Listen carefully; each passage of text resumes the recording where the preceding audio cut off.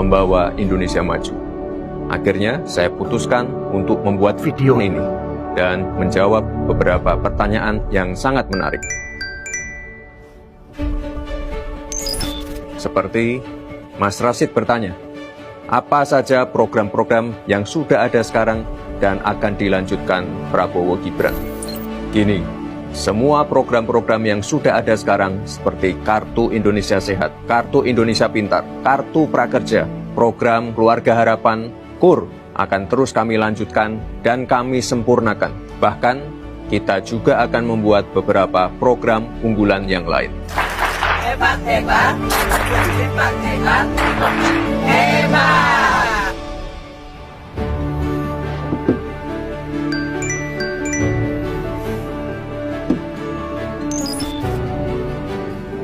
Mbak Tia penasaran, makan siang gratis dan susu gratis itu gimana sih ceritanya?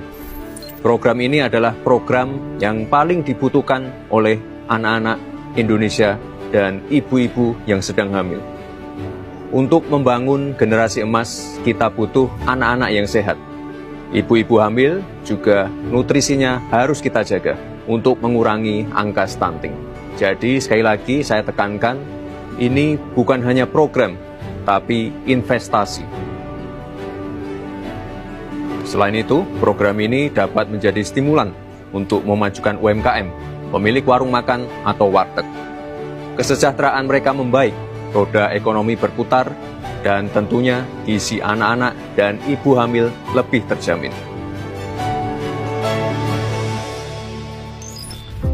Ini nih, Mas Salam mau tahu apa pentingnya hilirisasi untuk dilanjutkan. Kita harus keluar dari middle income trap.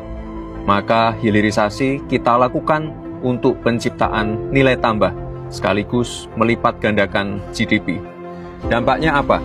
Penciptaan jutaan lapangan kerja, rakyat pun semakin sejahtera.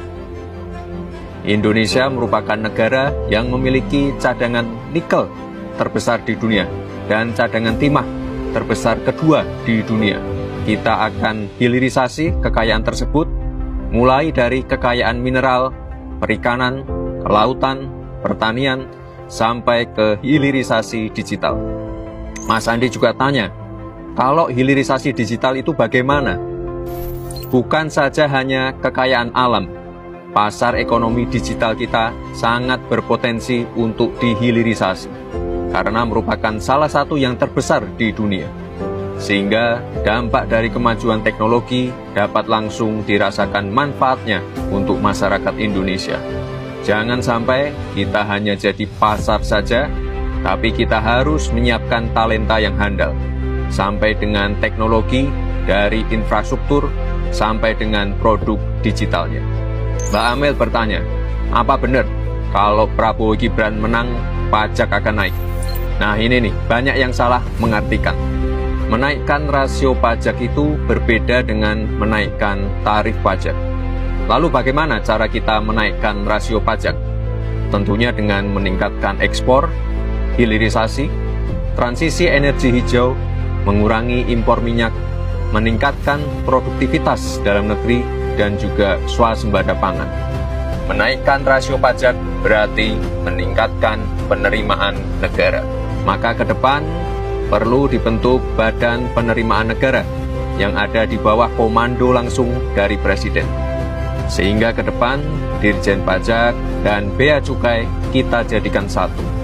Maka dalam hal ini Badan Penerimaan Negara hanya fokus pada penerimaan negara saja, tidak lagi fokus pada pengeluaran.